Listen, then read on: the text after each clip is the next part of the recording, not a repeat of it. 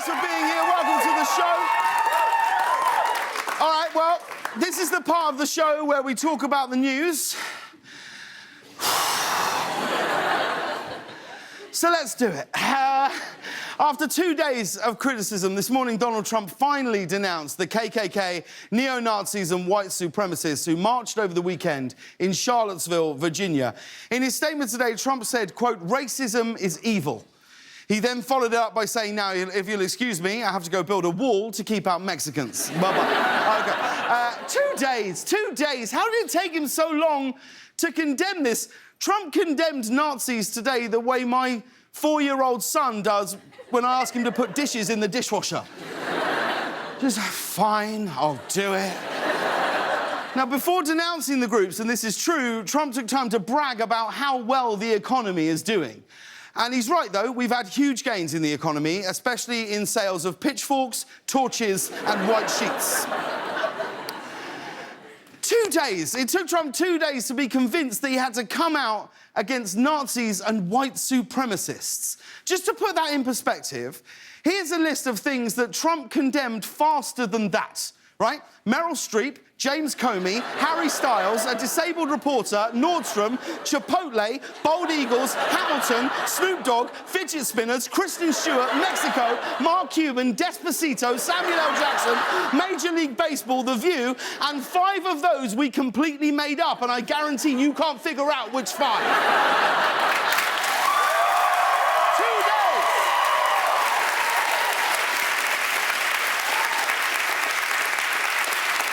Now, there's already been fallout from Trump's delayed reaction. This morning, the CEO of the pharmaceutical company Merck resigned from a White House panel because of Trump's slow response. Apparently, after he heard Trump's comments on Saturday, the CEO of the pharmaceutical company experienced nausea, vomiting, dizziness, and crippling embarrassment for America. Now, I assume everybody saw the photos from this white supremacist rally. Now, Donald Trump may denounce them, but it looks like they really like Donald Trump. And a lot of them are even dressing like him. Take a look. Look at this. Look at that. It's a look we like to call Klan casual. These Nazis are dressed to the nines, or as they call it, the nine. I know, it's difficult to laugh, but I get it. But things are already going badly for some of the guys who appeared in these photos. After being identified as a participant at the rally, one man got fired from his job at a hot dog restaurant. To be fair, an equally harsh punishment would have been to make him continue working at that hot dog restaurant. But then again, if he's a Nazi, he should have known not to take a job working with Hebrew nationals.